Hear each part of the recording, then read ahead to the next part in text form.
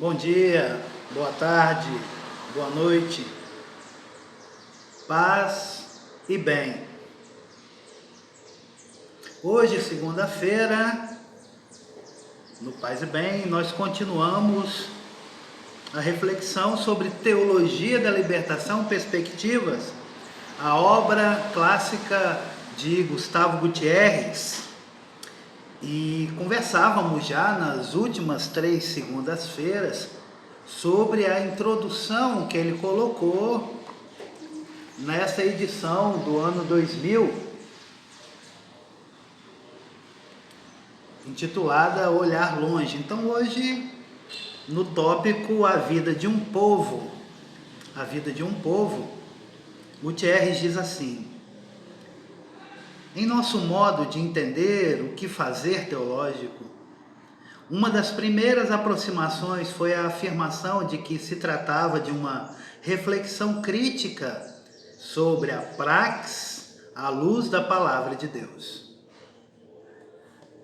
Com isto, não se pretendia encerrar a riqueza de uma busca em uma breve definição, mas indicar uma pista. Para o crente, a maior exigência consiste em pôr em prática a vontade de Deus. E isso a Bíblia nos apresenta de numerosas e diferentes maneiras. Calbart fazia eco a essa afirmação quando dizia que o evangelho ouvinte da palavra é aquele que a traduz em obras.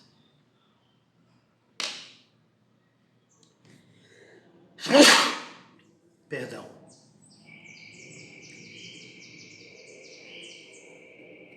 Na teologia da libertação, assumimos esse dado tradicional da revelação cristã, movidos pelo testemunho daqueles que começavam a se comprometer cada vez mais intensamente no processo libertador das diversas sujeições que sofrem os pobres. Esse compromisso possibilitava as experiências dos próprios oprimidos que começavam a converter-se em agentes de seu destino.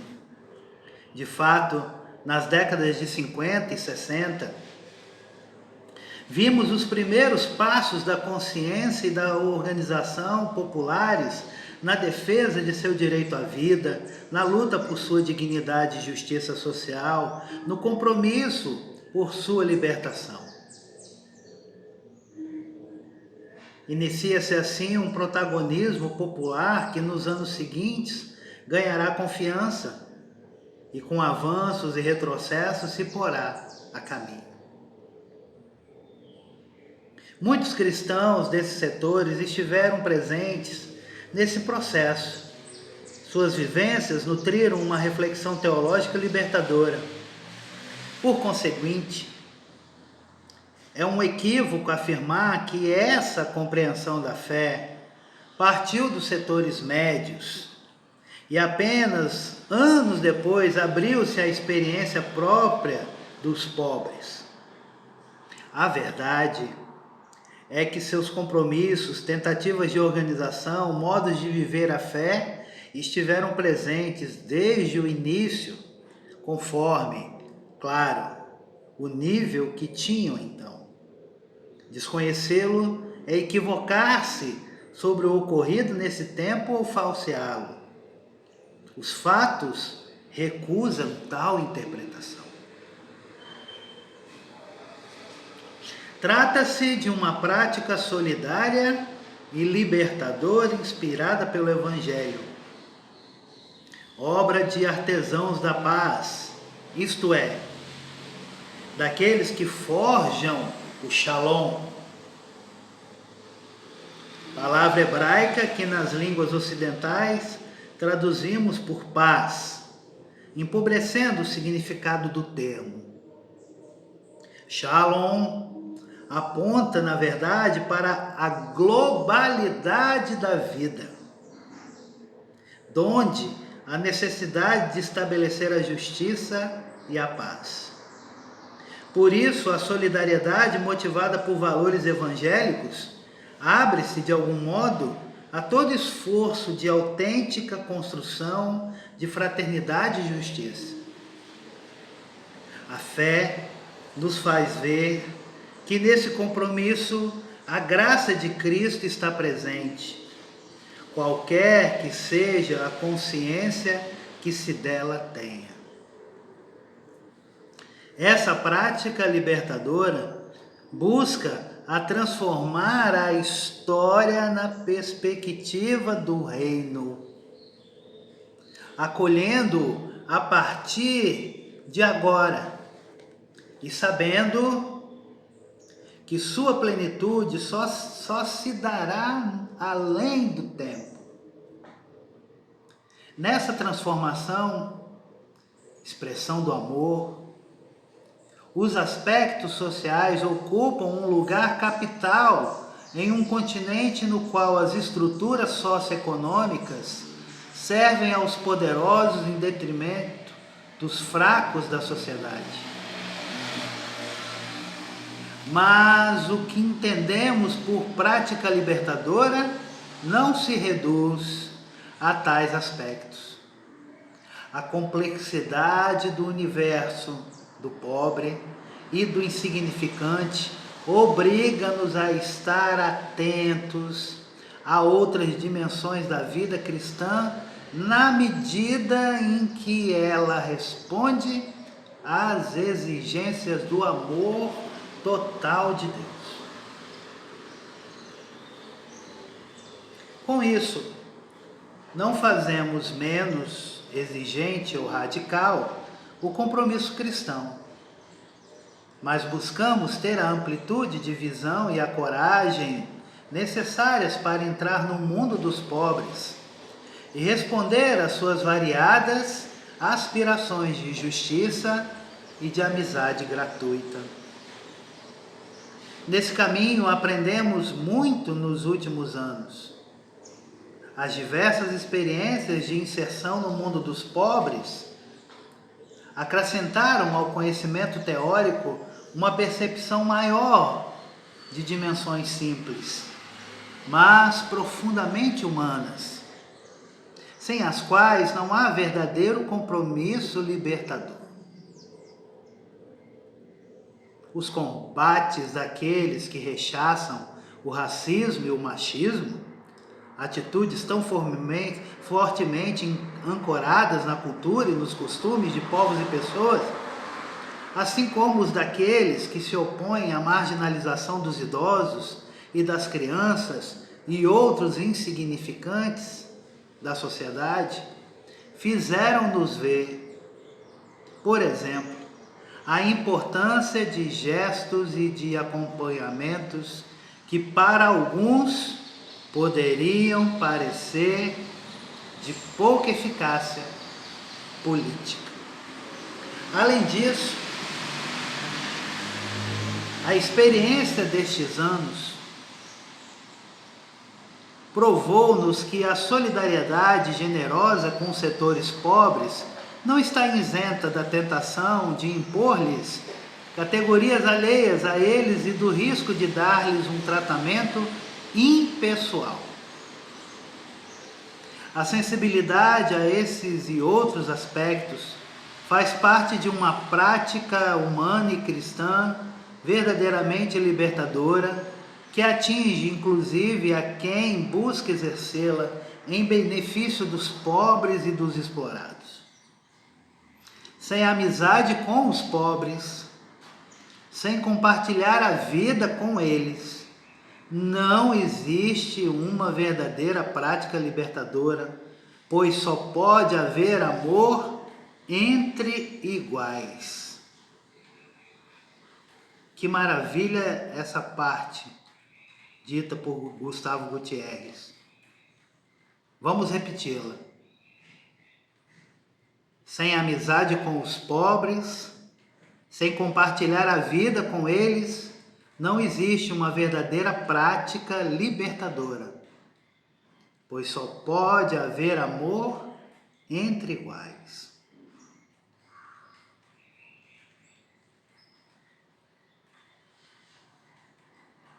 Acontece que falar de libertação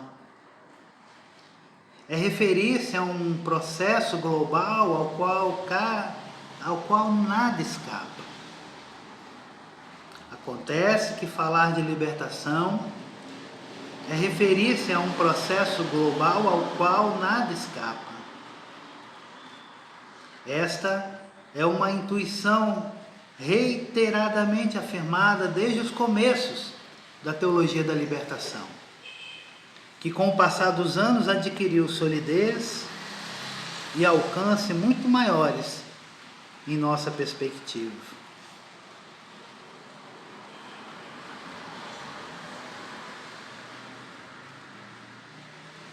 Nada escapa. A vida cristã é compromisso com a aceitação do dom do reino e é também oração. Sem dimensão contemplativa não há vida de fé. O povo latino-americano luta pela justiça. O povo latino-americano luta pela justiça. É ao mesmo tempo um povo que crê e espera. Povo oprimido e ao mesmo tempo cristão atento, como Maria no Magnífica, a ação de graças e a entrega de Deus. E a entrega a Deus. Essa prática orante caracteriza a fé do nosso povo. Nela encontramos uma forma de oração que a mentalidade moderna corre o risco de considerar primitiva, quanto não supersticiosa. Embora seja certo que nessa maneira de viver a fé se mesclam diversos fatores, seria um grave erro parar em uma análise superficial e não penetrar no profundo sentido de Deus que essa oração manifesta. Talvez por vias pouco conhecidas, mas não por isso menos legítimas. Profundamente ancorada nessa devoção popular e alimentando-se ao mesmo tempo em sua vertente de protesto contra a opressão e de reivindicação de liberdade, a vida orante das comunidades cristãs comprometidas no processo de libertação tem grande criatividade e profundidade.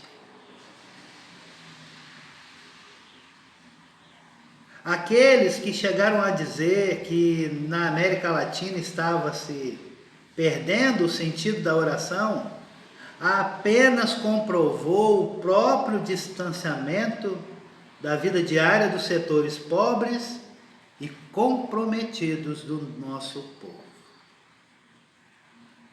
Os trabalhos de teologia da libertação em contexto asiático buscaram, por sua vez, expressar a profunda vertente contemplativa desse continente, marcado tão fortemente pelas grandes e antigas religiões da humanidade. Povo pobre e religioso, chama-o Aloysius Pieres, teólogo do Sri Lanka. Ambas as dimensões apontam para uma libertação radical e plena.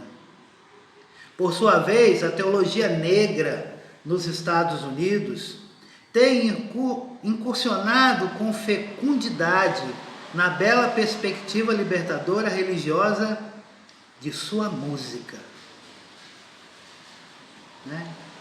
A espiritualidade e o blues, por exemplo. Também a teologia feita em contexto africano, esteve sempre aberta à riqueza cultural de seu povo, que tem entre seus elementos principais a religião e suas expressões artísticas. A religião e suas expressões artísticas. Para Gutierrez, a oração é uma forma privilegiada de estar em comunhão com Cristo e de guardar como sua mãe, cuidadosamente, todas as coisas em seu coração.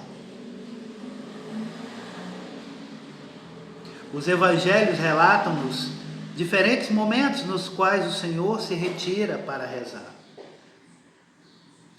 A contemplação foi um eixo central de sua vida.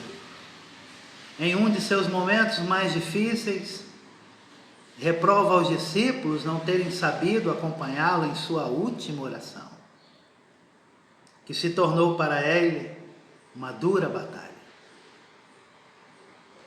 Tomado de agonia, disse Lucas, ele rezava mais instantaneamente, e seu suor tornou-se como coágulos de sangue que caíam por terra. Lucas 22, versículo 44. A comunhão com a oração de Jesus deve chegar a esse extremo agônico, isto é, de combate interno neste caso, que é o que agonia significa. Algo não difícil de entender para aqueles que apostam a própria vida no destino dos despojados de nosso continente.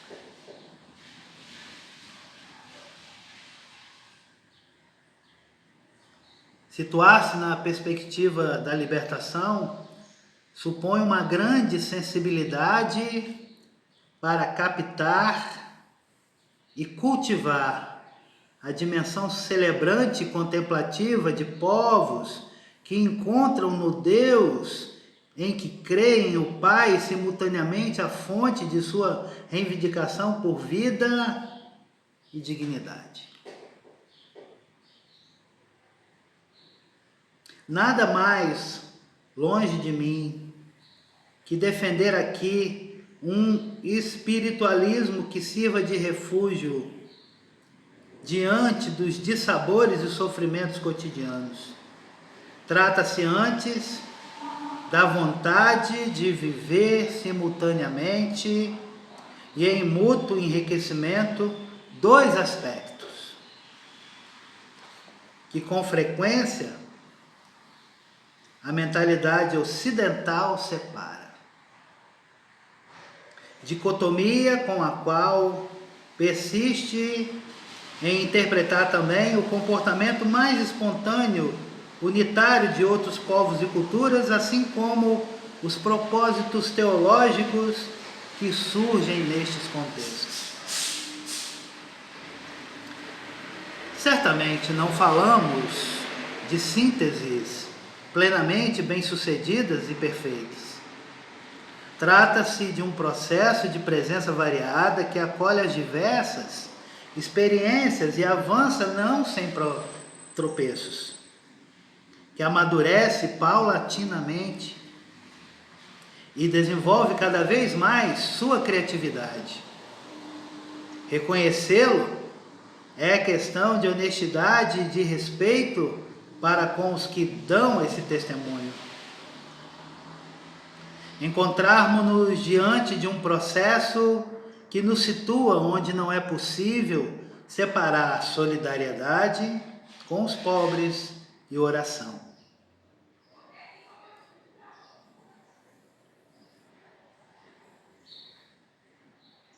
Isso significa ser discípulo de Cristo, ao mesmo tempo Deus e homem.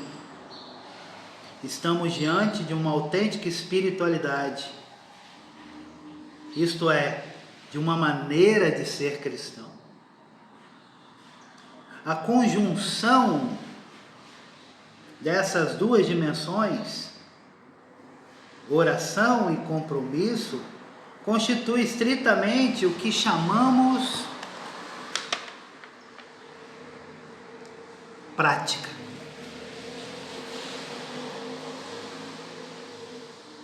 Dela procede a teologia da libertação. A crescente produção teológica latino-americana dos últimos anos sobre espiritualidade não é um apêndice a outros temas, nem uma digressão evasiva, mas um aprofundamento da própria fonte dessa linha teológica. Ela nos ajudará a desenvolver mais do que foi feito até agora. Um aspecto tradicional da teologia, cedo reconhecido na perspectiva em que nos situamos. Referimos-nos à sua função como sabedoria. O discurso sobre a fé é de fato um saber com sabor, um saborear espiritual da palavra do Senhor que alimenta nossa vida e é fonte de nossa alegria.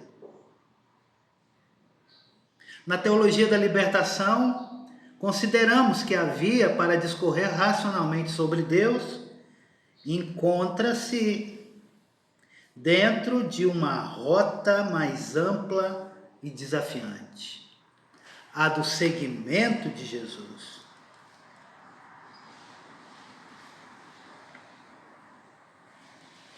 Na teologia da libertação, consideramos que a via para discorrer racionalmente sobre Deus encontra-se dentro de uma rota mais ampla e desafiante, a do seguimento de Jesus. Falar de Deus supõe viver em profundidade nossa condição de discípulos daquele que disse precisamente ser o caminho. Isto levou-nos a sustentar em última instância o método, o caminho do discurso sobre Deus é nossa espiritualidade. Significa que a distinção entre dois momentos no que fazer teológico não é apenas uma questão acadêmica. É, antes de tudo, estilo de vida. Uma maneira de viver a fé. Estar inserido na vida de nosso povo, compartilhar seus sofrimentos e alegrias, seus interesses e combates, bem como sua fé e sua esperança vividas na comunidade cristã, não é formalidade necessária para fazer teologia. É condição para ser cristão. Por isso se alimenta uma reflexão que quer dar razão do Deus da vida em um contexto de morte injusta ou prematura desde a raiz. Por isso se alimenta uma reflexão que quer dar a razão do Deus da vida em um contexto de morte injusta ou prematura desde a raiz. Gente querida, gente amada, nós estamos lendo a introdução que Gustavo Gutierrez fez para a edição de 2000 da Loyola, Teologia da Libertação, Perspectivas. Até segunda-feira que vem, um grande beijo, um grande abraço, paz e bem, vida longa e próspera.